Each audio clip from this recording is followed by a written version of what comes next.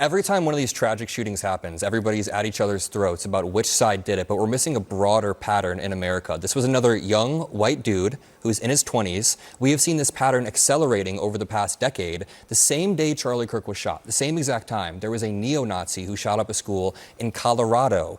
We can look at the acceleration of the radicalization of young men through a few frameworks. There's the COVID pandemic, which had people isolated, had a bubble around themselves, and a lot of young men failed to pull that bubble down and got sucked down these algorithms. I've seen it happen to my close friends. They get sucked down these algorithms.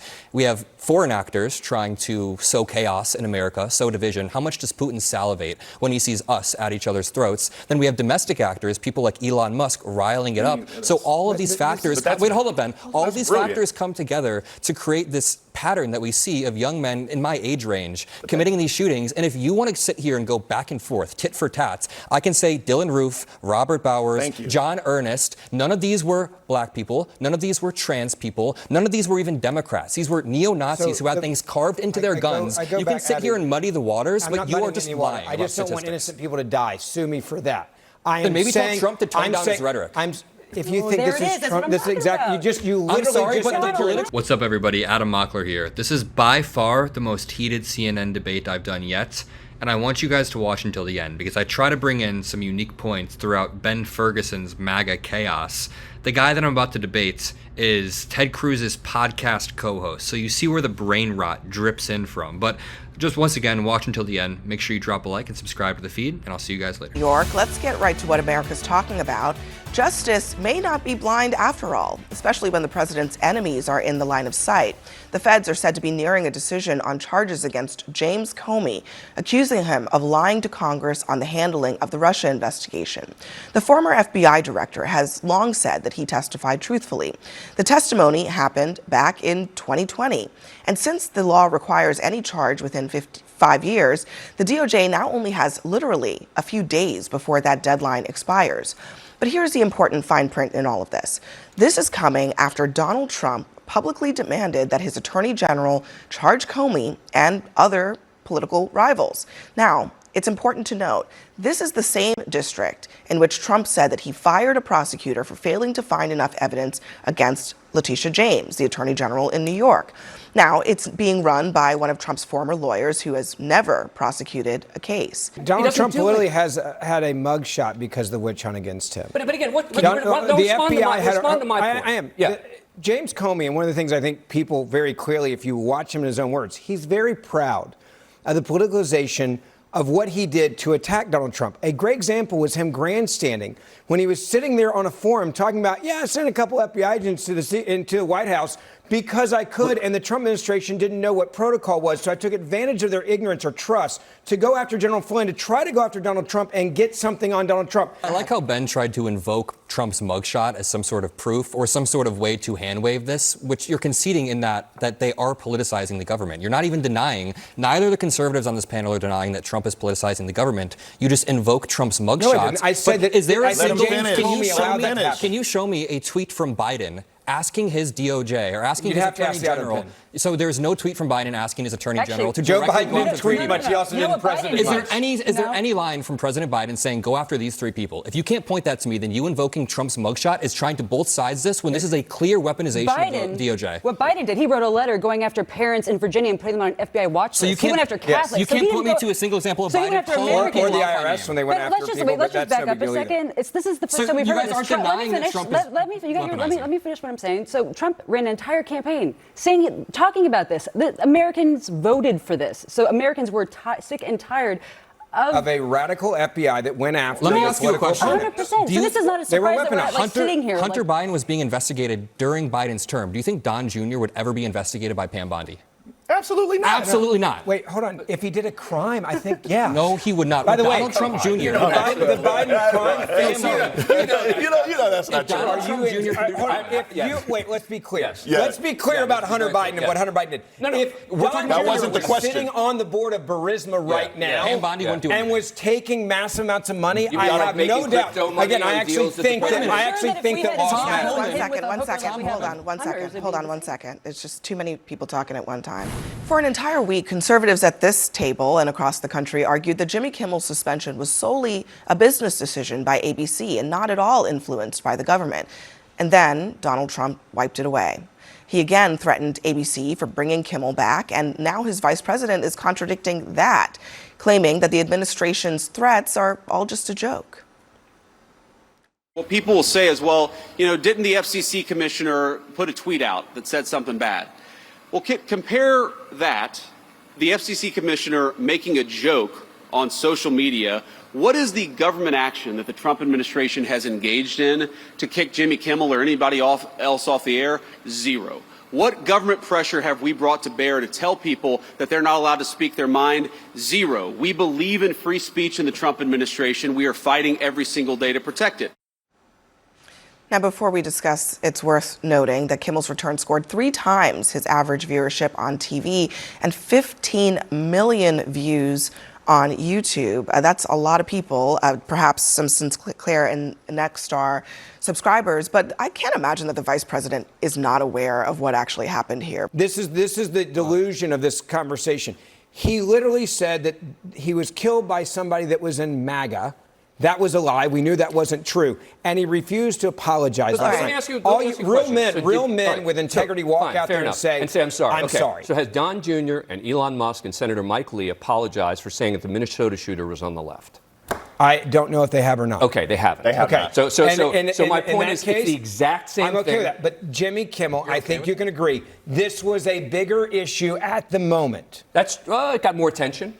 A lot more. He was crying on set. But this was also a political... He's crying on set. Minnesota's not relevant. Crying for Charlie Kirk but not or only his Minnesota, wife. but not crying only, because but not woe only, is me in my career. This is why this somewhat falls on deaf ears, because this is why those individuals who are not Democrats or Republicans find all of us to be full of it. Because the simple fact is Don Jr. had a picture of a hammer in underwear after Nancy Pelosi's husband was attacked in his home, right? And so when you have individuals who do that, and then you say you have all these other talking points about people chanting and celebrating Charlie Kirk's death on the left, and you don't really give a complete look at the voices who are saying that we condemn that. But let me just say, lie about it, though.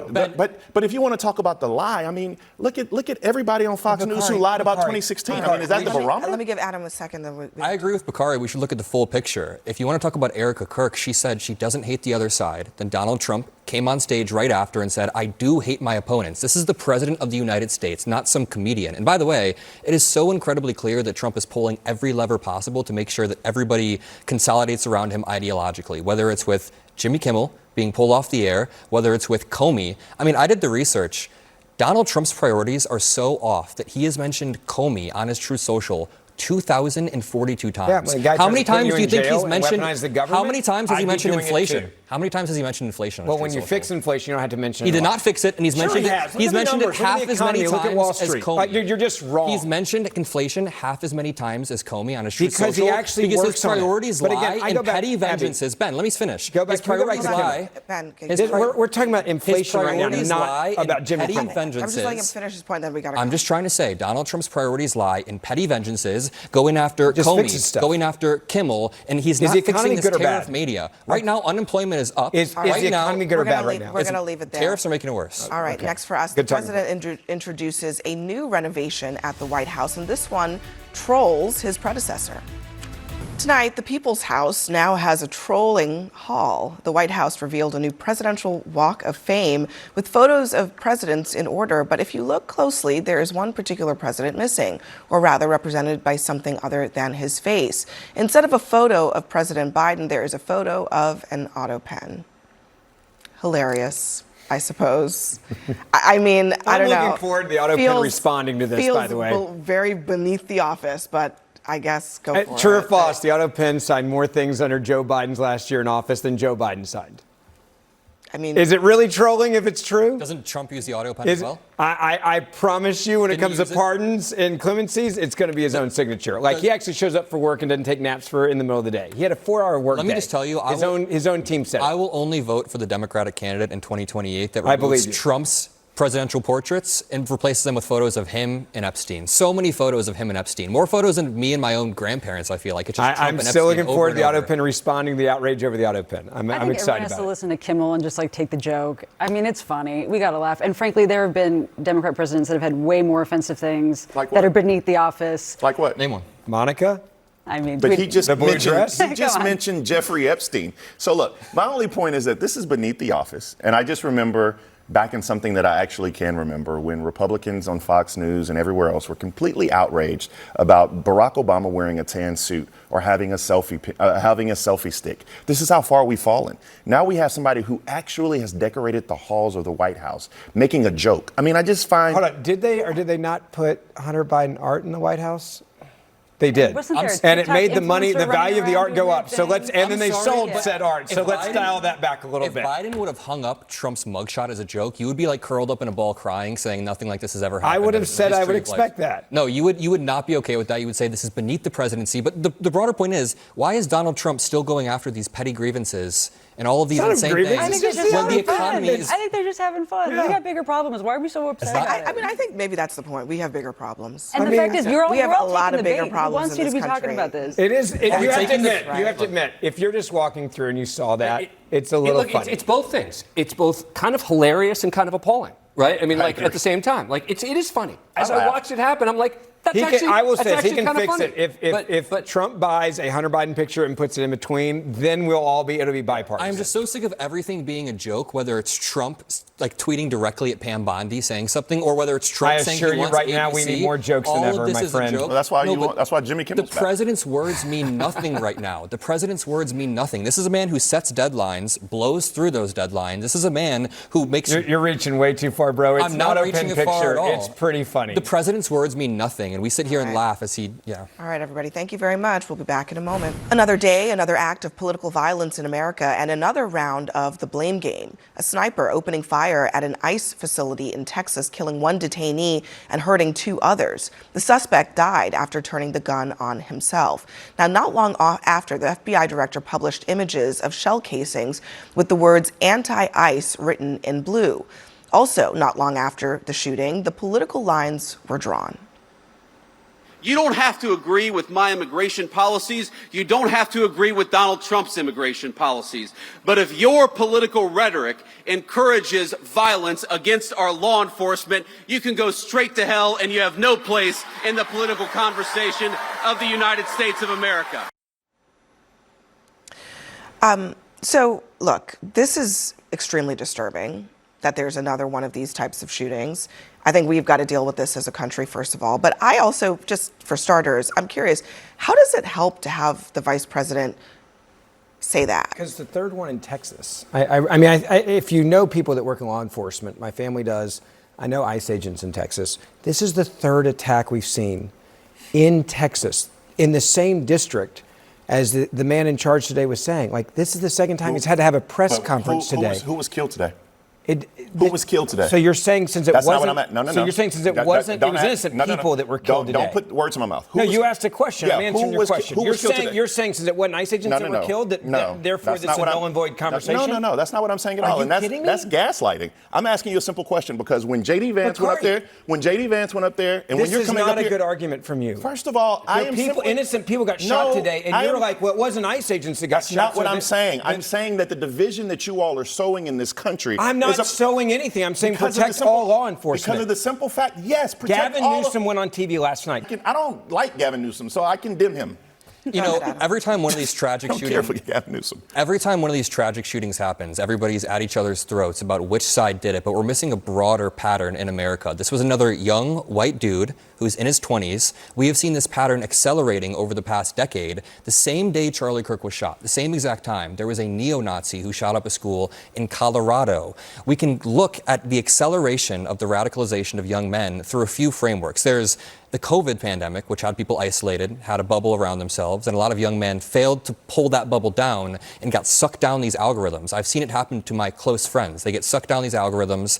We have foreign actors trying to sow chaos in America, sow division. How much does Putin salivate when he sees us at each other's throats? Then we have domestic actors, people like Elon Musk, riling it up. So all of these factors, wait, hold up, Ben. All of these factors come together to create this pattern that we see of young men in my age range committing these shootings. And if you want to sit here and go back and forth, tit for tat, I can say Dylan Roof, Robert Bowers, John Earnest, none of these were black people. None of these were trans people. None of these were even Democrats. These were neo-Nazis who had things carved into their guns. You can sit here and muddy the waters, but you are just lying. I just don't want innocent people to die. Sue me for that. Then maybe tell Trump to tone down his rhetoric. If you think this is Trump, this is exactly you literally just the political entire argument. So Abby, let me go back to the Can I make something that might be a little more controversial than that? Hold on a second. All right, from there it devolved further. I'm sure you can picture what happened, but I hope you guys enjoyed the video. And some news, if you made it this far, we are starting our own debate format in Chicago. I mean, I've been on CNN to debate, Jubilee, I did Pierce Morgan, but we're going to start our own bleeding edge format where we debate people. And honestly, it's because of you all. I just want to say thank you. I am eternally grateful for everything that we built, and this is only early stages. We are going to continue to grow. We are going to continue to push the country in the direction that we want, and we won't stop until we do. So again, thank you all, and I'll see you in the next one. Peace out.